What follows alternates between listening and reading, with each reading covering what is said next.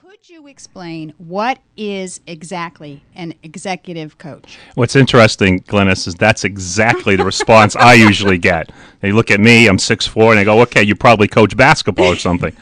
Well, coaching is very similar to, if you think the concept of a sports coach, okay? If you look at it from that perspective, a coach on a team is there to support the people who are playing the sport, giving them advice, giving them motivation, giving them perspectives for them to succeed. If you carry that same perspective to the business world, that's exactly what I do for the people I work with. I do the same thing for them, but it's more on the corporate and an executive level.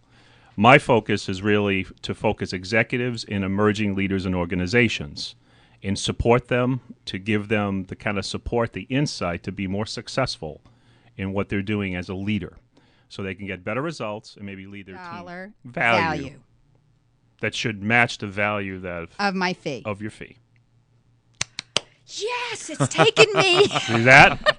It has taken me 8 years to figure. I am so sick and tired of people saying to me, "Oh, but you'll get exposure."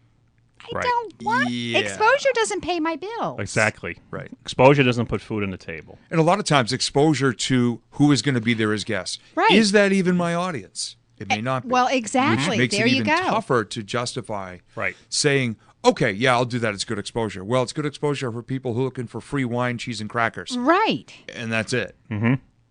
Not my audience. Do you get a banner that's going to be showing? Absolutely. It's going to be showing in the room. Absolutely. Good. One of the greatest things Ted ever taught me, and this is after we first met, Ted is a genius when it comes to tips for guerrilla marketing, for all the little ways that all added up have tremendous impact. Because of him, every day for the last 8 or 9 years, I've changed the outgoing voicemail on my cell phone.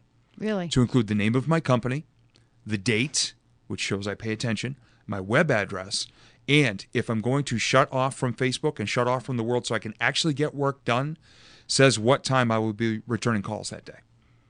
I've created first of all, the impression that I am a professional business person, and also set up the boundaries and the rules, according to me, to make it work. So that people aren't wondering, does this person ever check their voicemail? It's been that same outdated message for years. That's so true. So that's one of the things, just one of them. And Ted had 107 in a list. That was, when I first started, I was one of the first coaches. There's a book done by